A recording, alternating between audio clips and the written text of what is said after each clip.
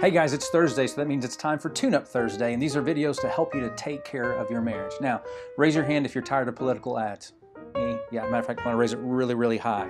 I'm way tired. I've been tired for several months now. Matter of fact, last night I was watching the news, and when it went to a commercial, it didn't go to a commercial, it went to a political ad. It was candidate X telling you why candidate Y was horrible and bad and it's going to ruin our country. Then right after that one, candidate Y had a political ad that was telling you why candidate X is really bad and it's going to ruin our country. Man, I'm just ready for commercials who are trying to sell me things that I don't really need. But as I was thinking about this, I was just thinking about the words that are being used in these commercials, and they're negative. They're tearing each other down, and I get it. They're trying to be elected. And one of the ways you get elected is by tearing that person down, pointing out all their weaknesses and faults, so that way you look good. That might work in political ads, but you know where that doesn't work? It doesn't work in marriage. In marriage, we're not called to tear each other down, but we're called to build each other up, to love one another. Matter of fact, I want to share this verse with you, actually challenge you with this verse. It's in Proverbs chapter 10, verse 11, and it says, "The words of the godly are a life-giving fountain. The words of the wicked conceal violent intentions." And here's my question for you. Here's my challenge. Are your words a life-giving fountain to your spouse?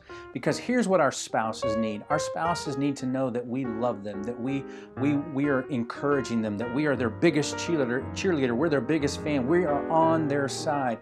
Our spouses don't need to live in a world where there's just a ton of negativity and then come home and have to face that same negativity, where we're constantly pointing out their faults, constantly being critical, constantly ignoring their feelings or their thoughts or what's going on.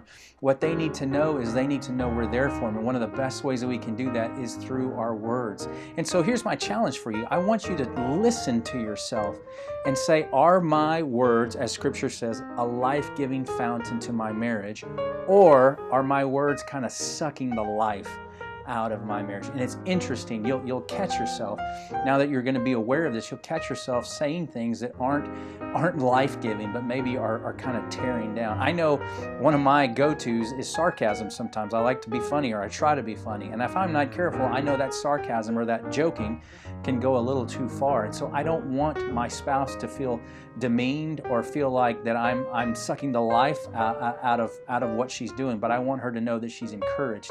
I want her to know that she's loved. And I want that too, and that's something that we have to work on together as husbands and wives. Now, we're not going to be perfect, so that means there has to be room for some forgiveness, room for grace in this area. But again, are your words life-giving in your marriage? Don't fall for the trap of negativity. I know that's what you see online. I know that's what you see in the media, and I know that's kind of where we're at right now. But don't fall for that trap in your marriage, because what will happen is it will destroy your marriage. Now, you can turn the channel, or you can mute social media, but you don't want to have to do that with your spouse. You're called to love your spouse unconditionally and live life together. So make sure that your words are life-giving. Okay? Do me a favor, like this video, share this video, and as always, please, please, please, with your words and with your actions, take care of your marriage.